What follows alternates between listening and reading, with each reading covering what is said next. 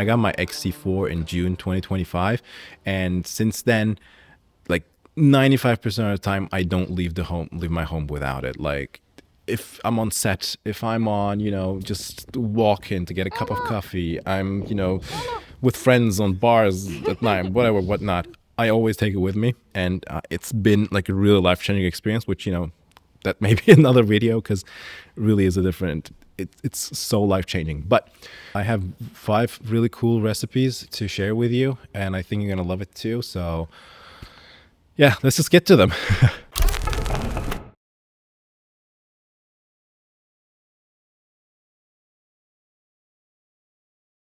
I have a Kodachrome shaped hole in my heart that I'm trying to fill with a Fujifilm film recipe shaped block. Do they fit? Yeah, no, not really, but they fit kind of in this like my memory of Kodachrome shaped hole, and they fit kind of into that. Or maybe they don't. Maybe I'm just saying Kodachrome because I want to catch your attention. It has nothing to do with Kodachrome. This is a type of look that I use like 70% of the time when I get my camera out, and I do like thinking it's Kodachrome based look. I have a Los Angeles photo book right there, and I've taken a lot of inspiration from that, and I kind of tried to match the whole thing. That's why it has lighter blues. It doesn't, the colors are not so dense, but I like the color chrome effect to be like weak. And then again, the blue is very light, and it has a bit of I don't want to say green tint. I like putting it on the auto white balance, but then, putting the tint at like -2 to green, but it doesn't have like a overly green tint to it. I find it's much more smooth than just being at auto itself. And I think what's more important is the base of this, which I maybe should have talked about at the beginning of this, but it's not actually classic chrome because I don't find the shadows of like the classic chrome shadows have a tone of blue into them, which is much more green into it. It's not quite the blue tone that I like, and I'm very, very specific about blues because I have trauma with blue as a color, and I'm very specific about it. And I thought like the Pronex High is a much better base for the type of Kodachrome look that I have in my memories, or I have in that book, that fits just a little better into the whole thing.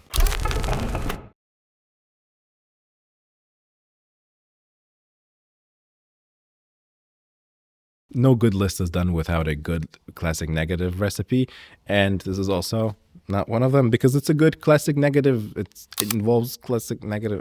Kind of missed the point of the joke. Well, it's a classic negative recipe. I do really like classic negative because I do really think it does look like a classic film print negative. It kind of gives me that 2383 kind of look. 2383 film print look kind of a vibe to me, with the warmer highlights and the cooler shadows.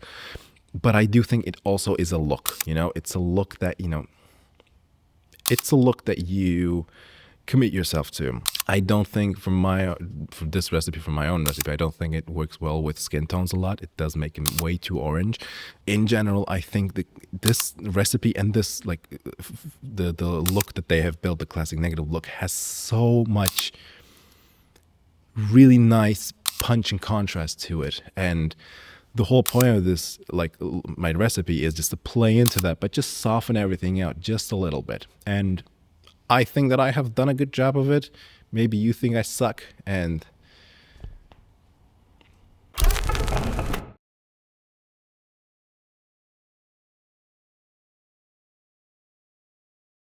this is a new look that I've been using for a couple of weeks now. It's meant to be a softer look. That's why I think Classic Chrome or Eterna works perfect with this. I do kind of change them just because, just depending on the day of like my mood.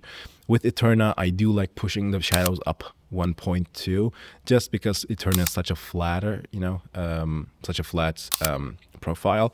And I think with the white balance settings, I did play into that a little too. It does lean warm, but I find it not disgustingly warm. It's not like I put the temperature up all the way warm. Kind of fits well, or at least I find the situations that it does fit well, and then photograph it with that. So maybe there's something to that.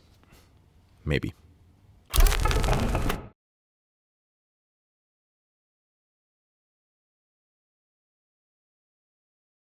Not much to say about it. I think everyone can use a tungsten-based recipe in their Fujifilm camera because it does allow you to shoot at night. But you know, it's not just like auto white balance. You know, it's a look that you go for. It's a stylistic look, and also like not just at night, but even at like blue hour, golden hour, like even like in daylight. I like shooting with tungsten-based like recipes, and especially with this one because it does give you a stylistic blue choice. You know, with the sun, with the sunny weather, I like underexposing it and then putting this the 500T look, and then it gives such a, I don't know, stylistic blue to it. Same thing with blue hours, same thing with, you know, golden hour or at night. It does give you a really nice stylistic look, and I like that blue. I like the tone of blue is just the right one that I like. That's what I'm going to say about it.